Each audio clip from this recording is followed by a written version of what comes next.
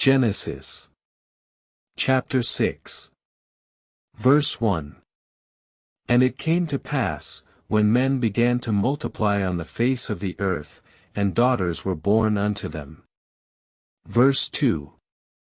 That God saw the wickedness of man, that he had done of a continued evil. Verse 3. And it repented the Lord that he had made man on the earth, and it grieved him at his heart. Verse 4. And the Lord said, I will destroy them, whom I have created, in whose place a new generation may rise up to take hold of the earth, for all flesh is corrupted, as for men his way is altogether evil. Verse 5. And God saw that the wickedness of man was great in the earth, and that every imagination of the thoughts of his heart was only evil continually. Historical context. The concept of destroying, or deleting, Hebrew word bara, Gen 1:26, is used here to describe God's intention to wipe out humanity due to their corrupt nature. Verse 6. And it repented the Lord that he had made man on the earth, and it grieved him at his heart. Verse 7. And the Lord said, I will go down now and see whether I have done well in not forgiving the wickedness of the earth, for it stank before me. Verse 8. And the Lord saw that the wickedness of man was great in the earth, and that every imagination of the thoughts of his heart was only evil continually. Verse 9. And God said unto Noah, The end of all flesh is come before me, for the earth is filled with violence through them, and behold, I will destroy them with the earth. Verse 10. Make thee an ark of cedar wood, thou shalt make the length thereof 250 cubits, the breadth thereof 80 cubits, and the height thereof 1.5 cubits. Verse 11. And lo, I, even I, do command thee, thou shalt take with thee of every clean beast by sevens, and of fowls also of every clean kind by fours, to keep seed alive upon the face of all the earth. Verse 12. Furthermore, thou shalt make a roof unto it of pitched cedar wood. Verse 13. And thou shalt put it before my eyes, that I may see it, and be well pleased therewith, as thou hast no rival, nor is there any like thee amongst the children of men. Verse 14. And God said unto Noah, Go forth of the ark, thou, and thy wife, and thy sons, and thy daughters with thee. Verse 15. Bring forth with thee every beast that is with thee, and every thing that hath wings, as the fowls of heaven, and they shall go out before thee. Verse 16. Go forth, and be fruitful, and increase exceedingly, bring forth abundantly the fruit, and the ark covering also, after thy kind, and replenish the earth. Verse 17. And thus didst Noah according to all that God commanded him, and he didst so. Genesis chapter 7 verse 1. And Noah was of goodly countenance, and Noah was a just man and perfect in his generations, and Noah walked with God. Verse 2. And God said unto Noah, Make thee an ark of cedar trees, rooms shalt thou make in it, and cover it within and without with pitch. Verse 3. And this is the fashion which thou shalt make it of, the length shall be 300 cubits, the breadth shall be 50 cubits, and the height shall be 30 cubits. Verse 4. Thou shalt make a window in the midst of it, and thou shalt put out the finishing touches to 40 cubits from the lowest side unto the highest side. Verse 5. And it shall come to pass, as I will do unto thee, that thou shalt go in also unto them, and thou shalt take heed unto thyself, and shalt bring forth safely thy very own soul. Historical context. During this time period, ancient civilizations such as the Sumerians, Akkadians, and Babylonians were establishing their empires. Verse 6.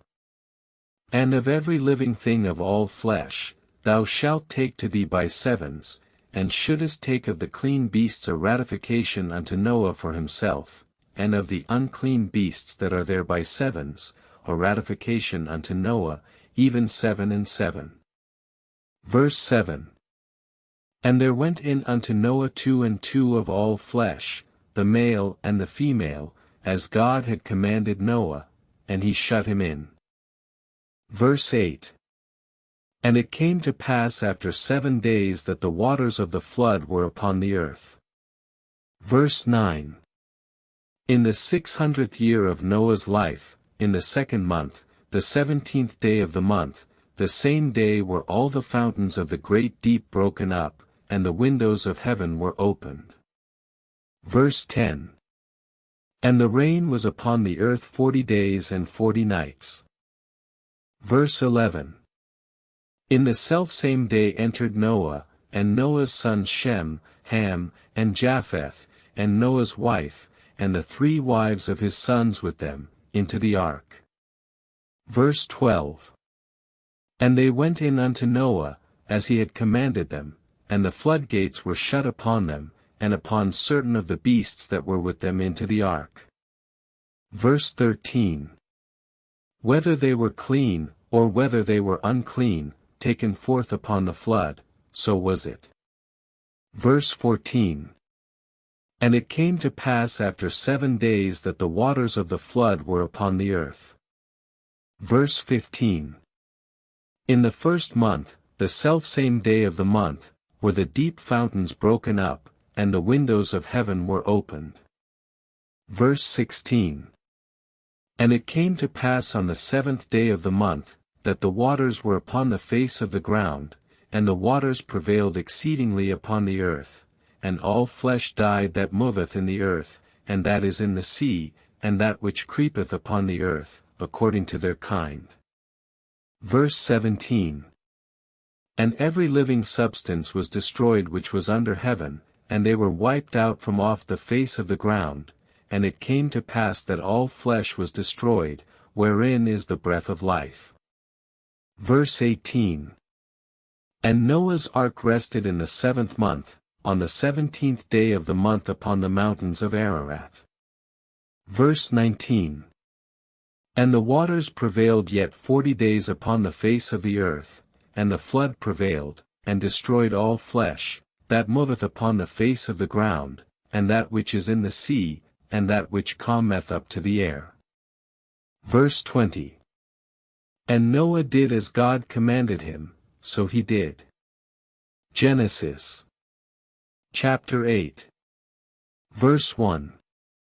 And God saith, Let there be a rainbow in the cloud, and it shall be for a token of a covenant between me and the earth. Verse 2. And it shall be, when I bring a cloud over the earth, that the rainbow shall be seen in the cloud. Verse 3. And I will remember my covenant, which is between me and you and every living creature of all flesh, and the waters shall no more become a flood to destroy all flesh. Verse 4. And the rainbow shall be in the cloud, and behold it shall be seen to all the sons of men as a token of a perpetual covenant. Verse 5. Moreover I will establish my covenant with you, and thou shalt come into the ark, thou, and thy sons, and thy wife, and thy sons' wives with thee. Historical context. The rainbow, which had appeared after the floodwaters receded, symbolized God's eternal promise never again to destroy all living creatures by a flood. Verse 6. And of every living thing, of all flesh, 2 of every sort shalt thou take unto thee, to keep them alive upon the face of the whole earth. Verse 7. And thou, take thou unto thee of all food which is eaten, and gather it to thee, and it shall be for meat for thee, and for them. Verse 8. So Noah did according unto all that God commanded him.